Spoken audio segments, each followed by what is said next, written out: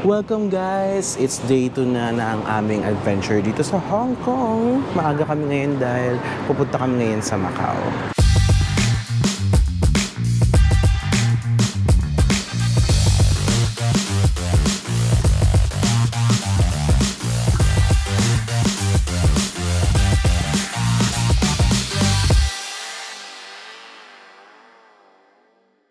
But before anything else, mag-breakfast muna kami dito sa may tapat ng hotel namin. Buti na lang may mga cafes dito and restaurants na maaga nag-open. Ito na po yung birthday girl! Happy birthday girl! Happy birthday!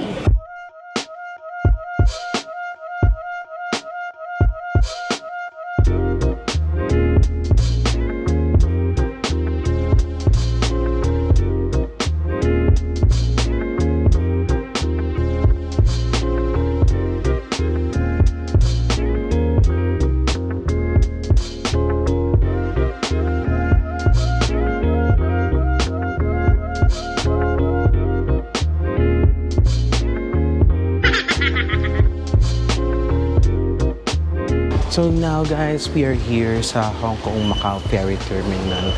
Ito kami, sakay kami sa Turbojet papuntang Macau. Okay guys, ito kami ngayon sa boarding gate namin. We arrived 45 minutes earlier.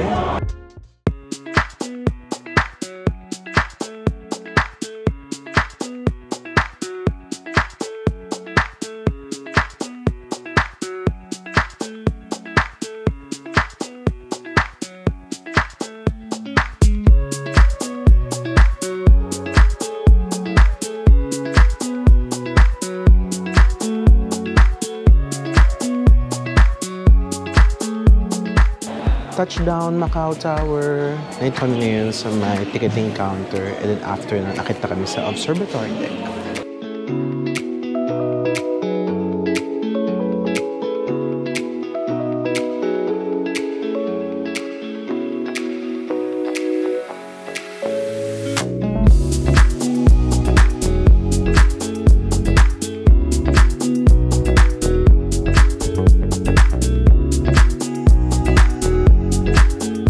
Okay guys, after namin sa Macau Tower, nandito kami ngayon sa Tromban.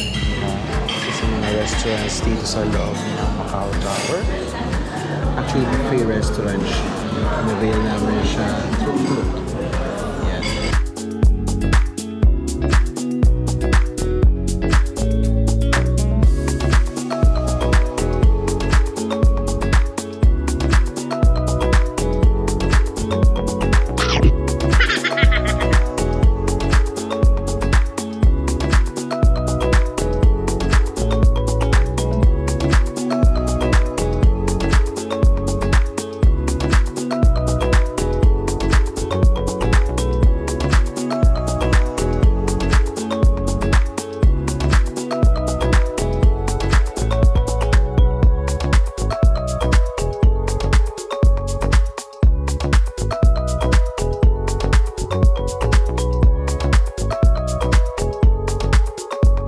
Finally guys, we are here at St. Paul Ruins.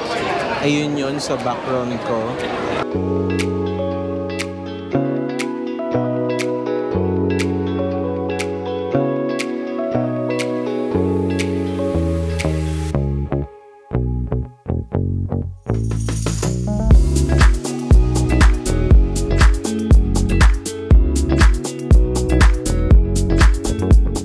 Alam niyo guys, ang nakakatuwa dito sa Macau, nakita mo talaga dito yung fusion ng influence ng Portuguese culture at saka ng Chinese culture. So pag nakita niyo yung mga establishments dito, meron silang parang certain look na pang Portuguese, pero at the same time, meron din touch of Chinese. Which is nakakatuwa kasi talagang it's really a culmination of both cultures. At pag nakita mo yun dito, parang nakakatuwa na makita na you're in both worlds, kumbaga.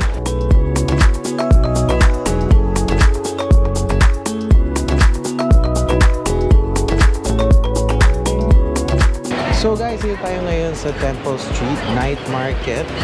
isa sa mga famous districts dito sa Jordan. It's the place to be if you want to shop and dine dahil isang kahabaan siya ng puro stalls and restaurants.